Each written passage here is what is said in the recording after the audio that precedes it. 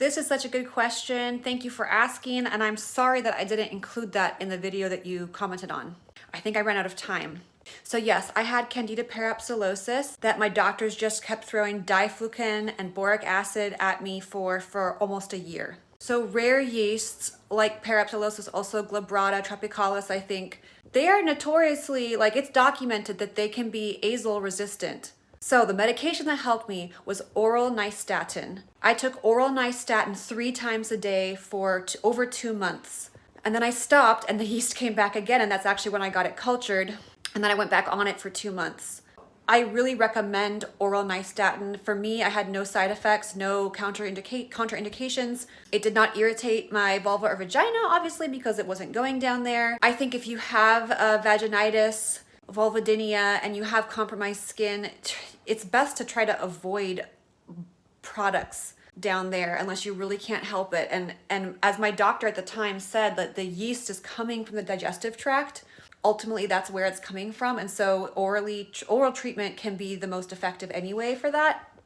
A year or so later, I did take a microgenetics test from a doctor who was like kind of obsessed with the microbiome. And I was asymptomatic at that point. I still had other problems because I have other problems. The yeast just wasn't the problem anymore, which is great. Like, having yeast is horrible. It's just awful. And in my microgenetics test, which tests for traces of DNA, like it tells you everything that's found in your vaginal fluid, they still found traces of Candida parapsilosis and another weirder rare yeast called Candida pararugosa, which I saw is apparently common in people who have used oral nystatin. And so I also used at that time the antifungal Brexafem, which is a new antifungal designed for resistant yeast infections, and it's designed for vaginal yeast. So that's another option. So the first option I recommend is oral nystatin. When I say recommend, it worked for me. I'm not a doctor and I can't give medical advice.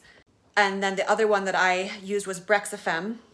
Brexafungerp, it has some crazy name. So I really wish you luck with this, and I hope that either of those 2 things are accessible to you and could help you. I did get kind of sidetracked down a rabbit hole with thinking that yeast might be causing my problems because doctors were telling me this, but they were wrong.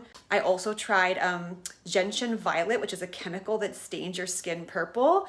I made a video on that. It's kind of crazy. Don't do it. I mean, I think it's safe, okay, safe, but like, it's messy, it's crazy. I soaked a tampon in this purple chemical dye.